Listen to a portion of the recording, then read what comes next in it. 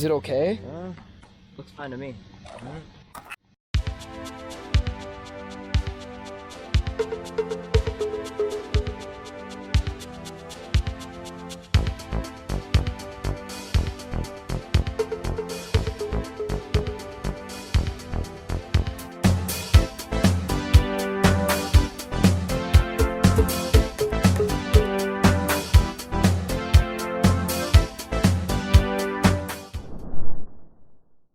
Welcome back, Spartans. We know it's been a while since our last episode, but we are excited to fill you in on what's been going on at SHS. We have a lot to cover this week, and you might notice a theme.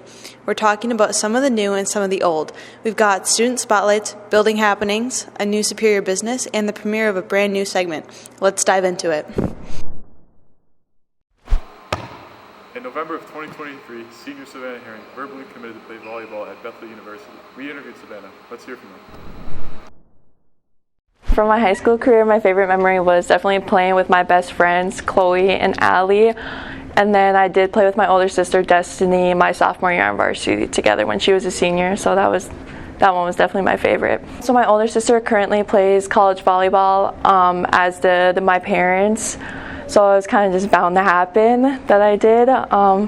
I just have a really big love for the sport and I just want to continue. I couldn't imagine stopping that. I'm super excited, definitely nervous that it's going to be a huge game changer as I'm playing with a lot of athletes that are super good. It'll be really nervous like being on such a big team because the rosters, like in high school we have like 12 girls on the roster. In college you're looking at like 20 and there's only 6 on the court, so it's definitely going to be a lot of competition trying to get playing time, but I think it'll be good for me to definitely step outside my comfort zone.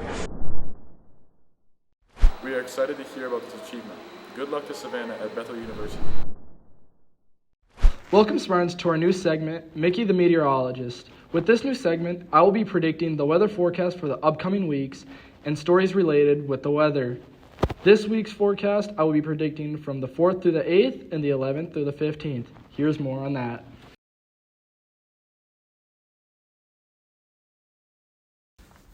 The forecast of the week, the 4th through the 8th, Monday being 40 degrees, Tuesday 35 degrees, Wednesday dropping down to 25 degrees, Thursday rising back up to 38, and on Friday 41 degrees.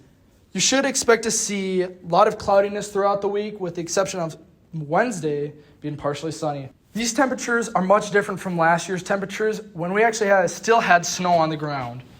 I've talked to spring athletes who would participate in a spring sport on how the snow affected them last year compared to this year. Here's more on that. During the 2023 spring baseball season, many players and parents had to shovel off the field, many of them shoveling snow onto tarps and bringing them to the parking lots. He says this year will be different since they don't have to waste time to shovel off snow off the field and get right into practice. Last year we couldn't practice right away, and this year we've gotten a jump start because we've been able to practice out on the fields for almost a month now. Our games will be able to start on time and we won't have to push as many back, so we won't be as slammed later in the season, which will be nice. It was interesting to see what the spring athletes thought about this year's weather compared to last year's cold conditions. Hope to see you next week. On February 27th and March 5th, during conferences, a Spring Family Connection Night was held where there were senior projects presented and graduation resources for this year's seniors, including a career fair and other graduation aid. I think it should go pretty good. I mean, I worked pretty hard to get it all organized and set up, so I hope it goes well. I think I'll do pretty great in all terms of things. I think that maybe the community should learn more about the trades and whatnot, as according to my presentation, that's basically what it's about. I guess just getting to share about the experiences I had at the elementary school and at the Environmental Services Division. I'm mainly excited to tell people about how construction can be done and how it can work in many different ways. It is very an interesting process for many different things. Make sure to come back March 5th for the next Spring Family Connection Night. For most of the season, girls hockey was ranked #1 in the state, and on February 4th, they got seeded first for playoffs, getting them a bye in the first week.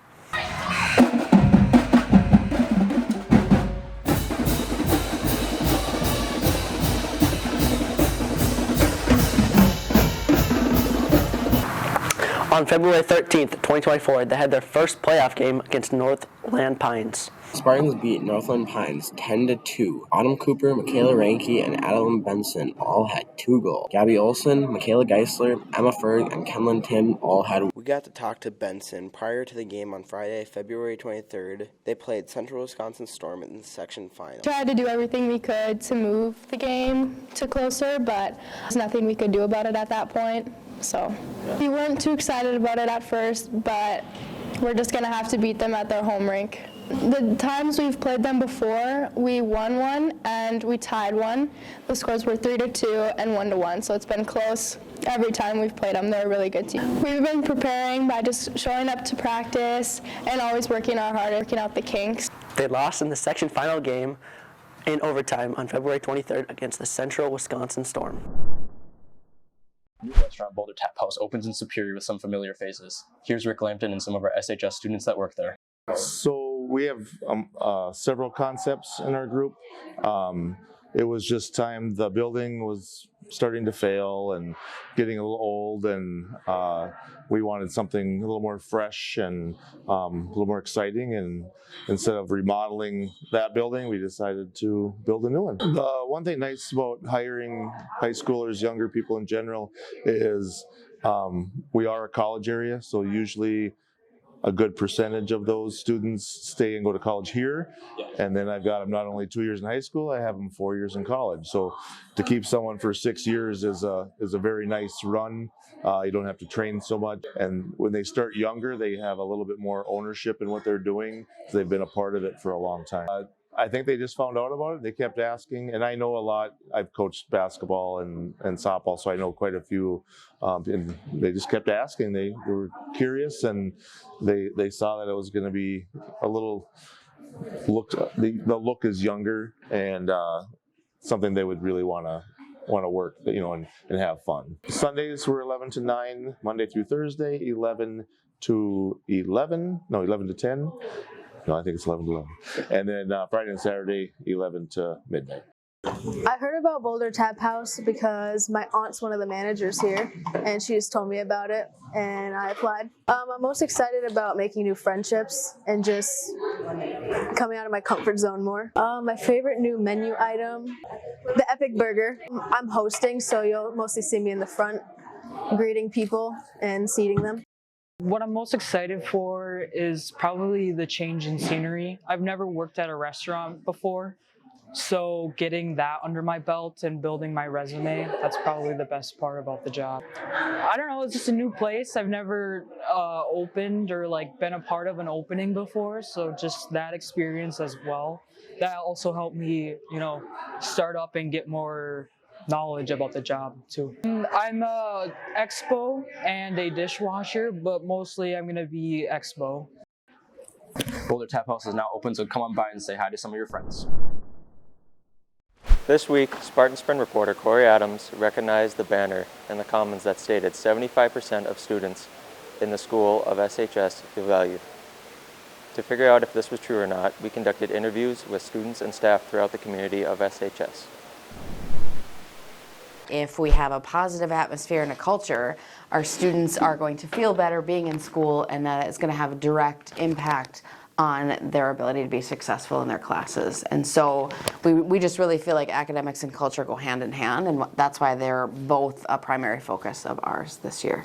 I think we're doing a lot of really cool things to increase the positive culture in the building. We are consistently adding new clubs and activities that are based on student interests. We are also doing a lot with student voice this year, so we're trying to get information from the students about how they're feeling, what they would like to see, and then implementing things because of that. So we're having focus groups, we're going into advisories. The Spartan Spin is doing a lot of amazing work trying to gather feedback from our students, and then do programming that is aimed at creating a more positive culture within the school for everybody. I feel like everybody here has a role, but sometimes it helps if you have a trusted faculty member, like my math teacher last year, Miss Lawton, or my math teacher freshman year, Miss Moore, of directing you to the way that everybody should go to. feel valued because I know I have the opportunities to succeed here, and I know people want to see me succeed. Oh yeah, definitely. Of course I feel valued, you know what I'm saying? I feel valued as an educator. I feel like most of my students are valued by their teachers, by their friends, by our principals, deans, counselors. So the goal is to have students identify that they feel valued in school. And so last year we do a spring survey where all students answer a variety of questions, and some of them are around about how they're feeling valued in school. And so that was our baseline data. It was 75% of students said that they did feel valued in school. And so our goal was to take that same survey again after we've done some of these things to see if we're improving or if we're not. And so actually it's increased to 77% of students are saying that they feel valued at this time. We will take the same survey again in May and see if our efforts throughout the spring have been able to increase that as well.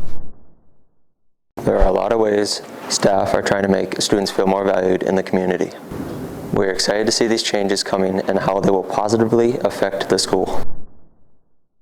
Hey Spartans, with prom right around the corner on April 27th, prom dress and suit prices are looking spendy. According to PennLive, the average cost of a prom dress is $700, while suit rentals could go up to $250. Counselor Tiffany Matson started the Prom Donation Project around 10 years ago, where any student can access prom wear by getting a hold of their counselor or getting a hold of Layla Casper in the counselor's office. We talked to Guidance Secretary Layla Casper and Counselor Tiffany Matson to see the options that students have if they need help with formal wear. Students and staff can help out by donating or assisting students who may need help accessing these resources. The Prom Donation Project is completely anonymous and anyone can access or donate. If you want to donate, please bring clean, gently used shoes, dresses, and suits to the counselor's office or the main office. If these options don't work out for you, check out your local thrift store or check online to fit your budget. Can't wait to see you all on your big night. Make a change and donate today. As always, you can keep up to date with us at our Instagram, TikTok, and of course our website, SpartanSpin.com. We'll see you next time.